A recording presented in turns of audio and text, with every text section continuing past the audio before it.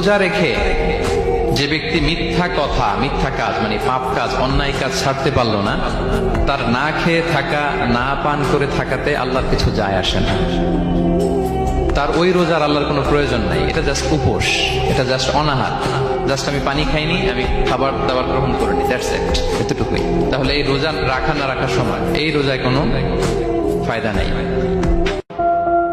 একটা ছেলেকে জিজ্ঞাসা করেন না যে বাবা গত 365 দিনে যে 1 বছর গেছে কোনদিন ফজরের নামাজ পড়ছো? তুমি জানোনি ফজরের ওয়াক্ত হয় কয়টায়, সূর্য ওঠে কয়টায়? নামাজ আপনাকে যে কোনো পাপ থেকে বাঁচাবে ইনশাআল্লাহ। ভাই জেনা করছেন, নামাজ পড়েন। পর্নোগ্রাফি দেখেছেন, তাও তওবা করে নামাজ পড়েন। আপনি হারাম অ্যাফেয়ার্সে আছেন, হতাশ হয়েন না, নামাজ পড়েন। গোনা ছাড়তে পারছেন না, নামাজ পড়েন। সুদ খাচ্ছেন, নামাজ পড়েন। আপনি পতিতালয়ে গিয়েছেন, নামাজ পড়েন। বেপর্দা চলছেন, তাও নামাজ পড়েন। আপনি অন্যের হক নষ্ট করেছেন, তাও নামাজ পড়েন। যে পাপই করেছেন, নামাজটা পড়েন। নামাজ আপনাকে সমস্ত পাপ থেকে বাঁচিয়ে রাখবে। বুঝছো বন্ধু, একদিন রাত পহেলে দেখবা তুমি নাই, পৃথিবীবাসী জানবে তুমি মরে গেছো।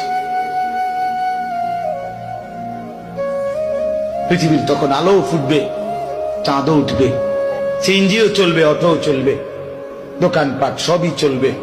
এই পৃথিবীর হই হুল্লোড়